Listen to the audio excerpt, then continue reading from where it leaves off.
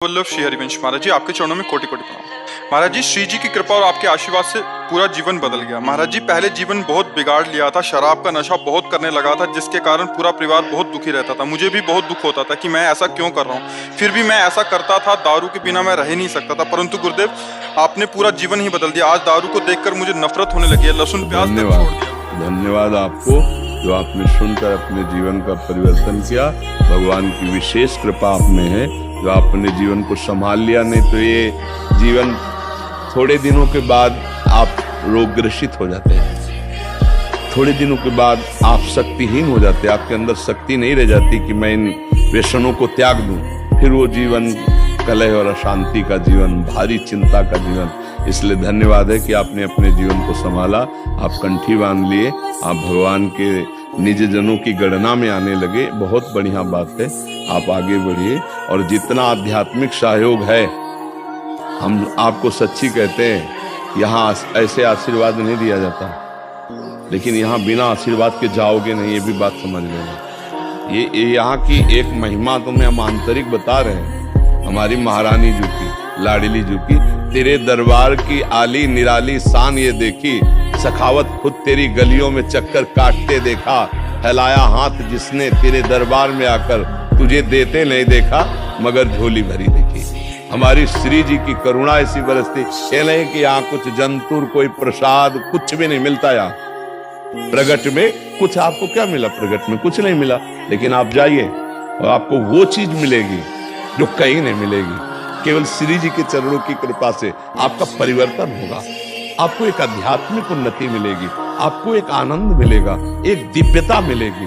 वो श्री जी की कृपा से मिल रही, सबका परिवर्तन होगा। अगर सुनोगे ध्यान से, चलोगे, तो आपको शब्दों से ही शक्ति मिल जाएगी, शब्दों से ही आशीर्वाद मिल जाएगा।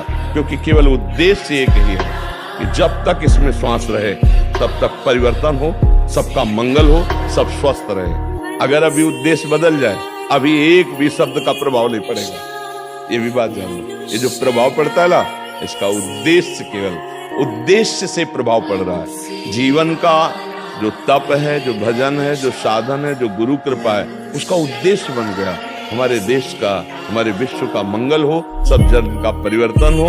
तो वही शब्द जाता है और परिवर्तन कर देता है। और आपको धन्यवाद कि आप उस शब्द को सुनकर उसका आचरण में उतारे।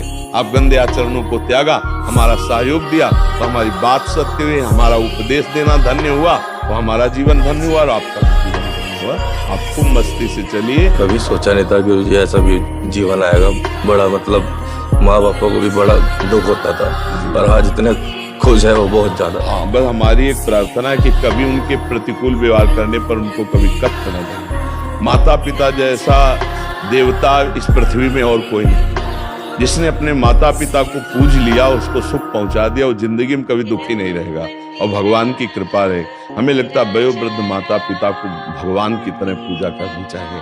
आज का हमारे नए भाई लोग समाज में नहीं जानते हैं, हाथ उठा देते हैं, उनको गाली देते हैं, उनको कष्ट देते हैं। भगवान बचावे। और वो बहुत बड़ी बुरी, ये राक्षसी बुद्धि, माने मातु पिता नहीं देवा, साधुन ते करवावे सेवा, जिनके ये आचरण भवानी ते निश्चर सम जानो। वो राक्षसी बुद्धि बढ़ रही, इसलिए अध्यात्म की बहुत जरूरत हमारे समाज को है। क्योंकि इस राक्षसी बुद्धि का निदान अध्यात्म से होता है। जैसे आप शराब पी रहे थे, उस समय आपकी माँ आपको कड़वा बोल दे, तो हो सकता है आप हाथ उठा दो, क्योंकि आपका दिमाग राक्षसी भाव से युक्त है।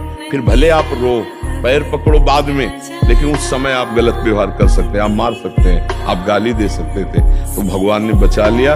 और अब खूब माता पिता की सेवा करो, नाम जप करो, और ऐसे मित्रों का ज्यादा संग ना करो जो तुम्हें गलत में फिर डाल दें। देखो, जहां से हाथ टूट जाता है ना, जुड़ तो जाता है, हाँ, पर वहां कमजोर हो जाता है। तो जैसे ये व्यसन बना रहा, पीछे रहा, कह रहे हैं आगे डर लगता है कि फिर ना चले। हाँ, वही हम आपको कह रहे हैं कि जैसे हाथ टूट जाता है, जुड़ जाता है, वहाँ कमजोरी बनी रहती।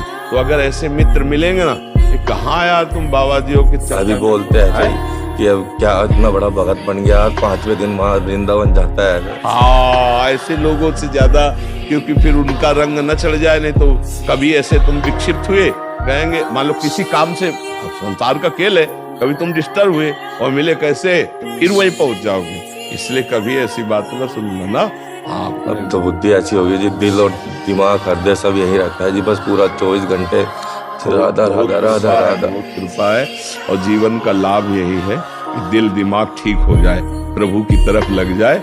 सुनो उमा ते लोग अभागी जो हरि तज होए विषय अनुरागी। हाँ, उमा वो अभागी लोग हैं जो भगवान का नाम जब नहीं, सतमार्ग नहीं, गंदे आचरणों में जीवन व्यतीत।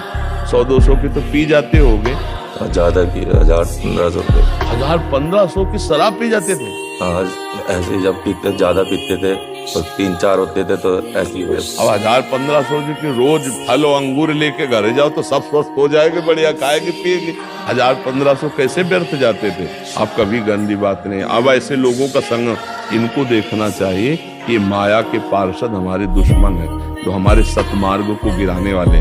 उनसे बाहरी दुश्मनी ना करे, अंदर से देखे कि ये मित्र नहीं है, ये हमारे शत्रु हैं, जो हमें गिरा दें, जो गलत आचरणों में गिरा दे। वो मित्र थोड़ी होता, वो शत्रु होता। मित्र का बहाना बनाकर वो शत्रु आता है। तो इसलिए हमको ऐसे मित्रों से बचना चाहिए जो हमें पुनः गंदे मार्ग में लगा दे, है नहीं। आप देखो समझदार हो, हाँ चूक मत करना। अभी भगवत कृपा, अगर चूक कर दी, अब फिसल गए तो अब दोबारा संभलना मुश्किल हो जाएगी। ये भी बात समझो, एक बार कृपा हो गई, निकल गए, अब उस दलदल में मत जाना, नहीं तो धंसते चले जाओगे।